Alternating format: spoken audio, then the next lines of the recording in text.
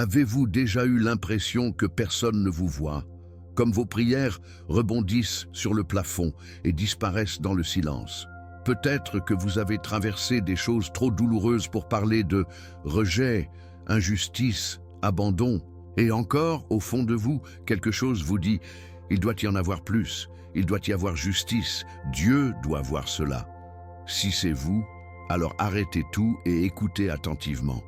Parce que ce que vous êtes sur le point d'entendre n'est pas seulement une histoire, c'est un message divin directement à votre âme. C'est le vrai témoignage brut d'un enfant méprisé, battu, oublié par le monde, et pourtant choisi par le ciel.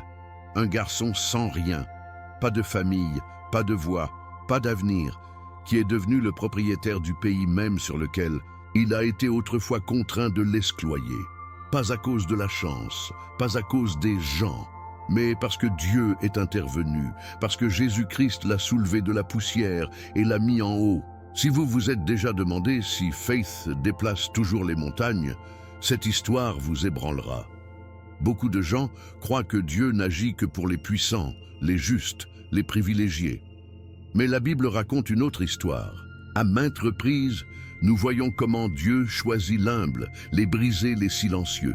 Et aujourd'hui, vous allez assister à la façon dont un petit garçon, avec un cœur brisé et un sac en lambeaux, vaincut les mensonges, exposé la méchanceté et entra dans un destin qu'il n'a jamais imaginé, parce qu'il n'a jamais lâché la foi. Si vous êtes dans un endroit sombre en ce moment, si vous avez été faussement accusé, négligé ou simplement attendre que quelque chose change, ne bougez pas. Cette vidéo est votre signe. Restez jusqu'à la fin, car ce qui est arrivé au Camilo pourrait être exactement ce que Dieu est sur le point de faire dans votre vie. Et croyez-moi, vous ne voudrez pas manquer un seul détail. Avant de commencer, commentez ci-dessous. Vous êtes-vous déjà senti invisible pour le monde, mais au fond, croyez que Dieu avait toujours un plan pour vous? Je veux entendre votre histoire. Et si vous croyez au pouvoir de la Bible, si vous marchez avec Jésus, vous abonnez à cette chaîne en ce moment, parce que ici, nous disons la vérité qui se transforme. Commençons maintenant et voyons comment le ciel se bat pour les oubliés. Il n'avait que 9 ans, mais ses yeux portaient le poids de quelqu'un qui avait déjà vécu 100 ans de chagrin. Son nom était Camilo, un enfant oublié par le monde, caché dans un coin poussiéreux de l'Ejido, où le vent chuchotait des histoires que personne ne voulait entendre. Depuis l'âge de 5 ans, la vie avait fermé ses bras autour de lui. Ses parents étaient partis, juste trop tôt, et il a été laissé aux soins de Rogelio et Melania, un couple de plus amer que le verre brisé, dont le cœur se transformait depuis longtemps en pierre. Ils lui ont donné un toit, oui, mais jamais une maison. Pas d'amour, pas de chaleur, pas de chance de grandir. Pourtant, dans le silence de sa douleur, en l'absence d'affection, le Camilo s'est maintenu à quelque chose de plus fort que le réconfort. Il s'est maintenu à la foi. Ce genre de foi dont la Bible parle en Hébreux 11, 1. Maintenant, la foi est la confiance en ce que nous espérons et assurance sur ce que nous ne voyons pas. Oh, et Camilo n'a pas vu grand-chose. Pas l'amour, pas la justice, mais encore, il espérait. Chaque matin, tandis que les coqs débattaient encore de l'aube, les pieds nus du Camilo se pressaient contre la saleté froide alors qu'il sortait avec son petit costal. À l'intérieur, il a gardé ses 3 trésors, pas de valeur pour les autres, mais inestimables pour lui. Le premier était une petite pierre en forme de cœur. Il l'a trouvé un jour tout en récupérant de l'eau et le tenait prêt, croyant que c'était un rappel de Dieu que l'amour était toujours réel, même s'il ne le ressentait pas encore. Le second était une estampita usée d'un psaume, le psaume 23 pour être exact, celui que sa mère a utilisé pour chuchoter sur son front avant de dormir. « Le Seigneur est mon berger, je ne veux pas. » Et le troisième, un bouchon de bouteille, rouillé qui scintillait comme de l'or dans ses mains. Un jour, cela m'achètera ma liberté, dirait-il avec un sourire. Seul, il pourrait croire. Et vous savez quoi? Jésus a enseigné que parfois le royaume des ciels appartient à ceux qui tiennent de petites choses avec un grand espoir. Matthieu 18, 3. Mais l'espoir n'a pas rendu ses journées plus faciles. Camilo n'est pas allé à l'école, non pas parce qu'il ne voulait pas, mais parce que son oncle a dit que l'apprentissage était un gaspillage pour un garçon comme lui. Son monde était difficile, augmentant l'eau, balayant la poussière, nourrissant des animaux qui étaient mieux traités que lui. Parfois, lorsque la nuit est tombée, il utilisait sa propre couverture pour couvrir le corral, se laissant frissonner sous les étoiles. Et pourtant, il levait les yeux et chuchotait « Dieu, tu es toujours là ». C'était le genre de prière que seuls les brisés savent prier. Et d'une manière ou d'une autre, dans l'immobilité, dans les larmes, Dieu a chuchoté, pas avec des mots, mais dans la force qu'il a placée au Camilo pour continuer. Parce que vous voyez, la foi n'est pas toujours bruyante. Parfois, c'est juste survivre un jour de plus. Même si les adultes autour de lui ne voyaient qu'un fardeau, le ciel a vu autre chose. Ce garçon, marchant seul avec son costal en lambeaux, n'a pas été abandonné. Il était caché, éloigné. La Bible est pleine d'histoires, comme les siennes, où les négligés deviennent l'élus, où les rejetés sont ceux qui sont oints par Dieu. Pensez à Joseph, jeté dans une fosse par ses propres frères, vendu comme du bétail, et pourtant il est monté au pouvoir en Égypte parce que Dieu ne l'avait pas oublié. Tout comme le Camilo, Joseph n'avait que des rêves et un cœur ancré dans le Seigneur. Et voici la vérité, lorsque Jésus marche, avec vous, même le plus petit pas devient un sol sacré, même l'enfant le plus pauvre porte en lui la royauté du ciel. Et ainsi a commencé l'histoire de Camilo, pas avec des applaudissements, mais avec le silence, pas avec l'abondance, mais avec des cendres. Pourtant, dans ce silence, Dieu plantait quelque chose d'éternel. Camilo ne le savait pas encore, mais le juge du ciel bougeait déjà.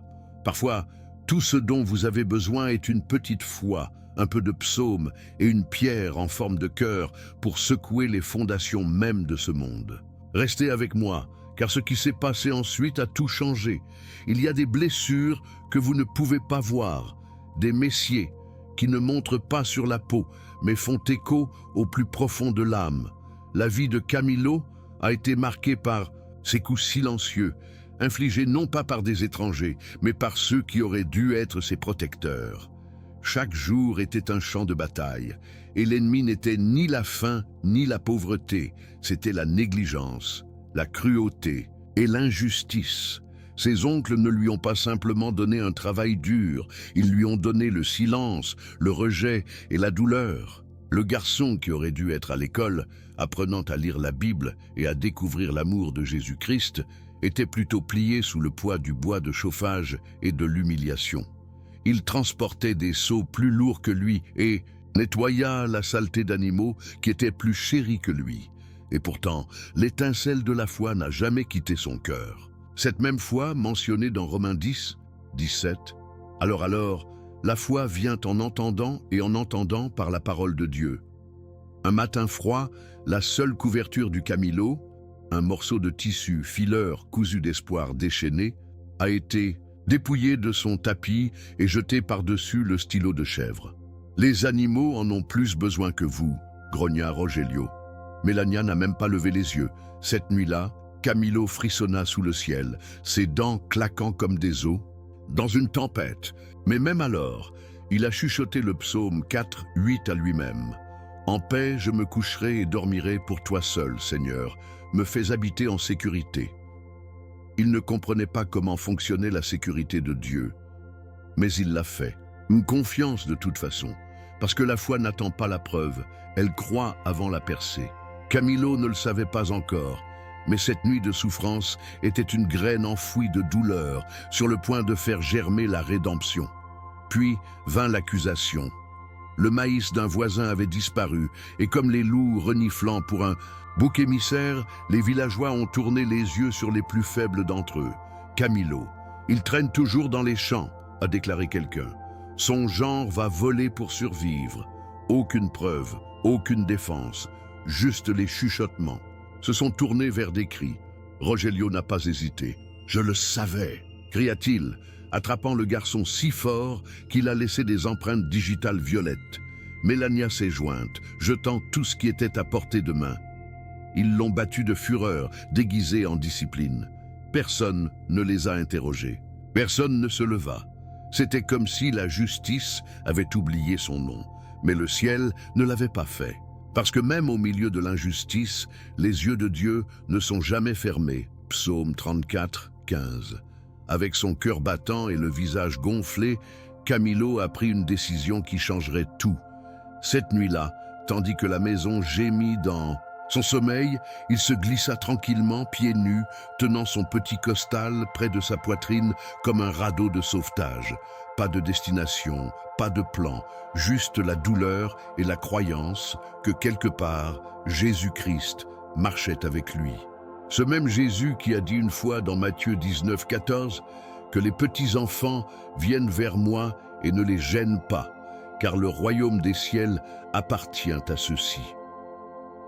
Camilo ne savait pas où il allait, mais ses pieds étaient guidés par la foi. Il a marché sous les étoiles avec le vent dans son dos et un murmure dans son esprit. Vous n'êtes pas oubliés. Parfois, les réveils spirituels les plus profonds commencent par les trahisons les plus brutales. Dieu ne provoque pas les abus, mais il le rachète. Ce que l'ennemi signifiait pour le mal, Dieu se transforme en témoignage. Le voyage de Camilo dans l'inconnu n'était pas seulement une évasion physique, c'était un exode spirituel, un pèlerinage du rejet à la révélation. La Bible nous dit dans Genèse 50, 20, ce que Joseph a dit à ses frères, « Vous aviez l'intention de me faire du mal, mais Dieu avait l'intention de faire pour que ce soit à faire ce qui est fait maintenant, la sauvegarde de nombreuses vies. » La douleur de Camilo avait un but. Sa souffrance n'était pas la fin de son histoire, c'était la porte du début. Et ce début était sur le point de prendre forme dans un champ, sous les yeux vigilants de quelqu'un envoyé par le ciel. Certaines rencontres ne sont pas aléatoires. Ce sont des rendez-vous divins enveloppés dans le déguisement de la coïncidence. Le Camilo avait marché jusqu'à ce que ses jambes me fassent mal, et que son estomac hurlait de vide, jusqu'à ce que même les étoiles commencent à se brouiller des larmes qu'il a refusé de verser. Puis un petit matin, niché sous un arbre dans un champ ouvert, le garçon s'est effondré dans le sommeil, son costal toujours serré dans ses bras comme un trésor sacré. Et c'est là que Don Silvano l'a trouvé. Un vieil homme avec des yeux comme des braises et une âme en forme de perte et d'amour. Au début, il pensait que l'enfant était un voleur en fuite ou un mendiant.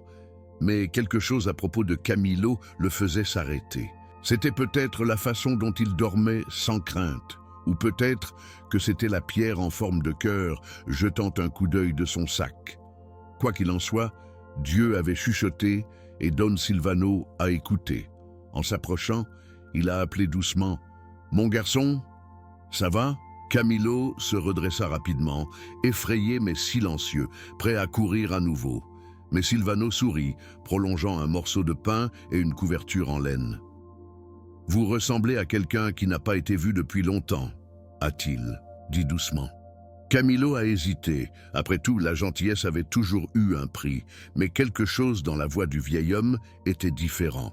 Et c'est alors, lorsque Camilo a mentionné son nom complet, que l'étincelle des yeux de Silvano s'est transformée en flamme. « Attends, ton père était son nom Esteban ?» Camilo hocha la tête lentement. Silvano a gelé. « Alors toi, tu es mon petit-fils de ma compadre. » Un silence a suivi, épais de révélation. En ce seul moment, tout s'est déplacé. Ce n'était pas seulement un enfant dans le besoin, c'était une famille, c'était le destin. Les mains de Silvano tremblaient, non pas de l'âge, mais du poids de ce qu'il venait de réaliser. Il a invité le Camilo chez lui, une petite maison humble, mais remplie de paix, de foi et de la présence de Dieu. Pour la première fois depuis des années, le Camilo a goûté de la soupe qui n'était pas interrompue d'amertume et qui dormait sur un lit qui ne ressentait pas de punition. Silvano le regarda, remerciant silencieusement Jésus-Christ pour avoir amené le garçon à sa porte. Il n'a pas seulement offert un abri, il a offert quelque chose de bien plus puissant, la dignité. Alors qu'ils étaient assis ensemble la nuit, Silvano a sorti une vieille Bible, sa couverture a craqué, mais son message vivant et a lu aux garçons des orphelins et des veuves, et comment Dieu lui-même devient leur défenseur. Psaume 68, 5. Les yeux de Camilo s'écarquillèrent. « Alors, Dieu voit vraiment des enfants comme moi ?» Silvano sourit. « Plus que vous ne le savez. » Dans les jours qui ont suivi, Silvano a commencé à fouiller à travers de vieux troncs et boîtes, entraîné par une étrange conviction que Dieu n'avait pas fini de révéler la vérité. Et au fond d'un coffre en bois scellé, enveloppé de tissus et de mémoires jaunies, il a trouvé ce qu'il avait oublié depuis longtemps pour Camilo. L'héritage avait été volé, mais le paradis était sur le point de le restaurer.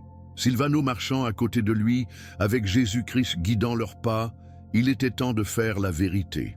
Dusty Path ramenant au village, il y a eu une sainte détermination dans leurs pas.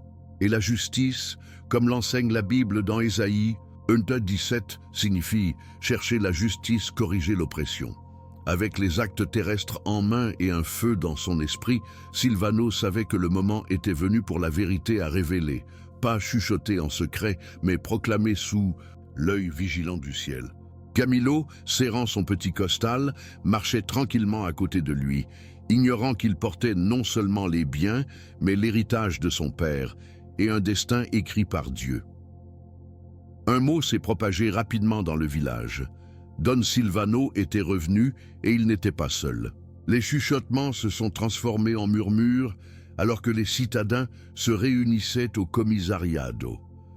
Rogelio et Melania se tenaient debout, faisant semblant d'être des piliers de la communauté. Mais lorsque Silvano a élevé les anciens documents et a attiré l'attention, le silence est tombé comme du tonnerre. Ce garçon, commença-t-il pointant vers Camilo, est le véritable héritier de la terre sur laquelle vous vous tenez. Son père, Esteban, était ma compadre. Et ici, ce sont les actes, signés, scellés, a été témoin. Des murmures ont éclaté. Les yeux s'écarquillèrent. Melania halta. Le visage de Rogelio est devenu pâle. Mais Silvano n'a pas reculé. La vérité était entrée dans la pièce et avec elle, l'autorité divine. Camilo se tenait immobile, ses doigts tremblant légèrement autour de la sangle de son sac. Il ne comprenait pas pleinement ce qui se passait, mais il le ressentait, quelque chose de sacré, quelque chose de puissant. Pendant si longtemps, il avait été réduit au silence, maltraité, étiqueté comme sans valeur. Et maintenant, devant les gens même qui avaient tourné le dos sur lui, il était restauré. C'était l'accomplissement de Proverbe 12:19. Les lèvres véridiques perdurent pour toujours, mais une langue couchée ne dure qu'un instant. Dieu utilisait ce moment non seulement pour justifier le Camilo, mais pour rappeler à tout le monde présent qu'aucun mensonge ne survit à la lumière de la justice divine. Lorsque Jésus-Christ entre dans une situation, il apporte la vérité qui brise la tromperie et donne la voix aux sans-voix. Rogelio a essayé de parler, sa voix craquant. Il ment. Cette terre m'a été donnée. Je l'ai travaillée depuis des années. Mais Silvano a de nouveau tenu les papiers notariés. Travailler des terres volées, ne vous en fait pas. Le commissariado, normalement lent et sceptique, a maintenant examiné les articles, chaque signature et date. Un aîné a levé les yeux et a dit « Ce sont authentiques ». Un autre a ajouté « Nous nous souvenons tous d'Esteban, cette terre était la sienne ». Le poids des preuves était trop à nier.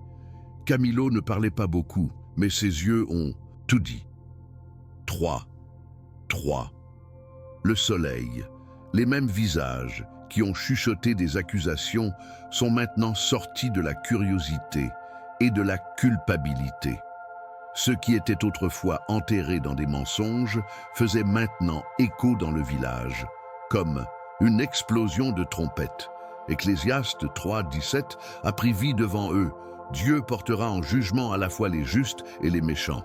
Et sur cette place du village poussiéreuse, le jugement de Dieu était en effet arrivé, pas avec le tonnerre, mais avec la vérité. Alors que Rogelio se tenait devant le conseil, essayant de maintenir sa fierté en ruine, une nouvelle accusation a fait surface, celle qui avait mijoté en silence. « Le maïs », murmura quelqu'un, « et si ce n'était pas le garçon ?» Un autre aîné s'avança, tenant un grand livre fané. Nous l'avons trouvé dans le hangar derrière la maison de Rogelio. Des sacs de maïs non signalés. Le choc se propage comme une traînée de poudre. Le même crime qui avait été épinglé sur le Camilo avait maintenant un nouveau suspect. Et cette fois, les preuves parlaient plus fort que les ragots. C'était comme si le paradis lui-même avait jeté le piège. Les Galates 6-7 ont sonné dans l'air. Ne soyez pas trompés, Dieu ne peut pas être moqué. Un homme récolte ce qu'il cède. Rogelio n'a pas seulement récolté la honte, il a récolté une exposition. Les genoux de Melania se sont bouclés. Elle a essayé de défendre son mari, mais ses paroles s'effondraient sous le poids de la vérité. Les citadins, autrefois aveugles aux souffrances du garçon, tournaient maintenant les yeux vers l'intérieur, honteux de leur silence. Une femme a pleuré. Un autre a offert à Camilo un pot de miel dans une main tremblante, de petits gestes, mais la preuve que la rédemption prenait déjà racine. Et au centre de tout cela, l'enfant qu'ils avaient jeté de côté se tenait la tête haute, non pas dans l'arrogance, mais en force calme. Jésus-Christ l'avait soulevé de la fosse, comme il l'a fait avec tant de gens dans les Écritures, comme la femme prise en adultère, comme le mendiant aveugle à Jéricho, comme Lazare de la tombe. Camilo n'a pas seulement été restauré, il a été racheté. Le commissariat d'eau leva la main et parlait avec gravité. La maison et la terre appartiennent à juste titre à Camilo. Ces documents le prouvent hors de tout doute. Quant à Rogelio, il fera face à des conséquences juridiques pour le vol de grains communautaire. La loi suivra son cours. La foule hocha la tête en accord solennel. La justice avait non seulement exposé les coupables, il avait justifié les innocents. Et en ce moment sacré, il est devenu clair, ce n'était pas seulement un différend terrestre, c'était un acte divin. Dieu avait défendu l'orphelin, tout comme la Bible promet dans Deutéronome 10-18, « Il défend la cause des sans-pères et de la veuve, et aime l'étranger résidant parmi vous. » La douleur de Camilo n'était pas en vain. Ses cris avaient atteint le paradis, et le ciel avait répondu. Mais ce qui a vraiment marqué ce moment, ce n'était pas la punition des méchants, c'était la montée des justes. La rédemption n'est jamais seulement ce qui est perdu à être retourné, c'est une question de transformation. Les habitants du village, une fois si rapides à juger, ont maintenant vu Camilo à travers différents yeux. Et le garçon, il ne se réjouit pas, ne ricanait pas, ne cherchait pas à se venger. Au lieu de cela, il inclina la tête, chuchota une prière de remerciement tranquille et pardonna. Ce genre de pardon ne vient pas de force, il vient de Jésus, de comprendre que la miséricorde est également une forme de justice. L'histoire de Camilo n'était plus seulement la sienne. Il était devenu un témoignage de ce que la foi, la Bible et la main de Dieu peuvent faire lorsque le monde essaie d'écraser ce que le ciel a déjà choisi d'élever. Certaines victoires ne viennent pas avec des défilés ou des applaudissements, ils viennent dans des moments tranquilles et sacrés où le ciel sourit et l'âme expire. Lorsque Camilo est retourné dans ce qui était sa prison, ce n'était plus avec des pieds enchaînés ou des yeux abaissés. Il est revenu non comme un serviteur, non pas comme l'enfant oublié, mais comme l'héritier légitime. La même maison qui résonnait autrefois avec des mots durs était maintenant différent. Plus léger, plus chaud, non pas parce que les murs avaient changé, mais parce que l'esprit à l'intérieur d'eux l'avait fait. Le village n'a pas organisé de fête, mais ils ont fait quelque chose de bien plus significatif. Ils ont commencé à saluer Camilo avec respect, avec contact visuel, avec douceur. C'était comme si l'Esprit de Dieu avait balayé leur cœur et laissé des graines d'humilité. Le changement le plus inattendu, cependant, est venu par Don Silvano. Autrefois une figure éloignée de la vie de Camilo, maintenant il se tenait à côté de lui comme un vrai gardien. Il n'était pas seulement un mentor, c'était un père, dans tous les sens qui comptaient. Chaque matin, ils ont prié ensemble. Chaque soir, ils se sont assis sous les étoiles en lisant des histoires de la Bible. Et un jour, Silvano a remis à Camilo quelque chose de sacré, une Bible usée qui avait appartenu à sa mère. Des larmes jaillissaient dans les yeux du garçon alors qu'il l'ouvrait et vit son écriture en marge. C'était comme entendre sa voix pour la première fois depuis des années. Elle avait souligné des versets sur l'espoir, l'endurance et la grâce, qui avaient maintenant l'impression d'avoir été écrits juste pour lui. Jérémie 29:11 a sauté de la page. « Car je connais les plans que j'ai pour vous, déclare le Seigneur, prévoit de vous donner un avenir et un espoir. » Et c'est l'espoir qui est devenu la fondation du Camilo. Il a commencé à apprendre à lire, pas juste des lettres et des mots, mais promesses de Dieu, écrites il y a des siècles mais toujours vivantes, toujours personnelles. Avec l'aide de Silvano, il n'est pas devenu alphabétisé, il s'est éveillé spirituellement. Chaque verset qu'il mémorisait ressemblait à une brique dans la nouvelle maison que Dieu construisait en lui.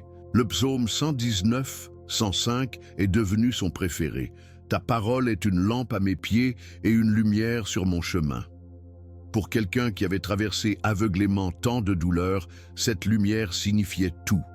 Et il ne s'agissait pas seulement de la connaissance, c'était une question de relation. Camilo a commencé à parler à Jésus-Christ comme un ami, comme un père, comme quelqu'un qui avait toujours été là, juste en attendant d'être vu. Peu à peu, Camilo a commencé à comprendre que sa douleur avait un but, que Dieu ne l'avait pas abandonné dans ses nuits silencieuses ou pendant ses coups injustes. Non, Dieu avait été avec lui à travers tout cela, le guidant vers ce moment exact de rédemption. De la même manière que Joseph a dit à ses frères, « Vous le vouliez pour le mal, mais Dieu le voulait pour de bon. » Genèse 50, 20. Camilo a commencé à réaliser que chaque larme avait arrosé les racines de quelque chose de saint. Son histoire n'était pas une tragédie, c'était une transformation divine.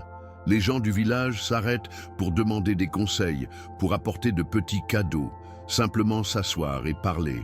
Et Camilo, autrefois invisible, est devenu une source de lumière pour ceux qui marchaient encore dans l'obscurité. Un soir, alors que le soleil plongeait sous les collines, peignant le ciel dans des teintes de gloire, Camilo regarda ses mains, coupées, insensibles, mais fortes, et chuchota « Dieu m'a vu ». Pas fort, pas pour que quelqu'un d'autre l'entende, mais avec le genre de certitude qui change tout. Et à ce moment-là, il ne se sentait plus comme le garçon du choral. Il se sentait comme un enfant du ciel. Un témoignage vivant que lorsque le monde vous oublie, Dieu se souvient de vous. Tout simplement, il est éternel. La révélation divine. Matthieu 5:5 says it plainly. Blessed are the meek, for they shall inherit the earth. That blessing wasn't a metaphor for Camilo, it was prophecy fulfilled. The message here isn't just about Camilo, it's about you. How many times have you felt invisible? How often have you been misjudged, blamed, overlooked, or even rejected by those closest to you? The world can be a cruel place, but the justice of God doesn't sleep. Jesus Christ never abandons the brokenhearted. Psalm 34:18 tells us, "The Lord is close to the brokenhearted and saves those who are crushed in spirit. And when he moves, he restores everything the enemy tried to steal." Maybe you're still in your silent chapter, still carrying your coastal of pain and memory. But don't give up, because what God did for Camilo, he can do for you. He sees you. He knows your name. And maybe that's the point, that true justice doesn't always come from human hands. It comes from divine intervention. Camilo didn't fight back with anger or vengeance. He walked with dignity. He prayed with childlike faith. And in return, God turned the tables. That's the power of faith. That's the kind of testimony that turns a forgotten boy into a vessel of glory. His story teaches us that every setback is a setup for something sacred. The Bible never promises an easy life, but it does promise that those who remain faithful will be lifted up in due time. 1 Peter 5:6. And that lifting, it's not just about status, it's about purpose, healing, and redemption. There are Camilo stories all around us. Children growing up in silence, women living in fear, men carrying shame from things they never did. And yet God is still in the business of restoration. He still sends a Don Silvano when we least expect it. Il écrit toujours des psaumes sur nos cœurs lorsque nous pensons que tout est perdu. Et il transforme toujours ce qui était destiné au mal en plateforme pour sa gloire. C'est pourquoi nous nous attendons à Jésus. C'est pourquoi nous continuons à lire la Bible même lorsque le monde se sent vide. Parce que chaque page nous rappelle, nous ne sommes pas oubliés, nous sommes choisis. Tout comme le camelot, notre douleur a un but. Et un jour, les gens même qui nous ont mal compris nous verront debout, pas à cause de qui nous sommes, mais à cause de qui marche avec nous. Donc, si vous ne prenez rien d'autre de cette histoire, prenez ceci. Restez fidèles, restez gentils, restez près du mot. Vous n'avez pas besoin d'un grand miracle pour savoir que Dieu travaille, vous devez faire confiance que même en silence, il déplace des pièces en votre faveur. Camilo n'a pas gagné parce qu'il a combattu, il a gagné parce qu'il croyait. Et ce genre de croyance, il est également à votre disposition, tout de suite, aujourd'hui. Tout ce qu'il faut, c'est un murmure de foi, un verset de la Bible, un moment de reddition à Jésus-Christ. Et puis, comme Camilo, vous vous rendrez compte que vous n'étiez jamais seul, parce que même lorsque le monde tourne le dos, le paradis ne le fait jamais. Et toi, vous êtes-vous déjà senti comme Camilo, spécialisé, oublié ou blâmé pour des choses que vous n'avez jamais faites? Si oui, dites-nous dans les commentaires. Quelle partie de cette histoire a le plus touché votre cœur? Votre voix compte ici, et votre histoire pourrait être l'inspiration dont quelqu'un a besoin aujourd'hui. Si cette vidéo a ouvert les yeux ou ravivé votre foi, ne partez pas sans vous abonner à la chaîne et activer les notifications. Ce simple clic pourrait être le début d'un nouveau voyage dans votre marche spirituelle. Ici, nous explorons les mystères de la Bible, la puissance de Jésus-Christ et les façons incroyables que Dieu travaille toujours dans nos vies. Et bon, n'oubliez pas de partager cette vidéo avec quelqu'un qui doit se rappeler que Dieu voit tout, même ce que les autres ignorent. Il y a quelqu'un qui a besoin de ce message, être celui qui le rapporte. Maintenant, si vous pensiez que l'histoire de Camilo était puissante, attendez de voir la prochaine vidéo qui est sur le point d'apparaître sur votre écran. Cela révèle une autre vérité divine dont la plupart des gens n'ont jamais entendu parler. Et croyez-moi, cela va secouer votre esprit de la meilleure façon. Merci d'avoir regardé. Mon nom est Marco et je vous verrai dans la prochaine révélation. Jusque-là, restez forts, restez fidèles et rappelez-vous, le paradis n'oublie jamais.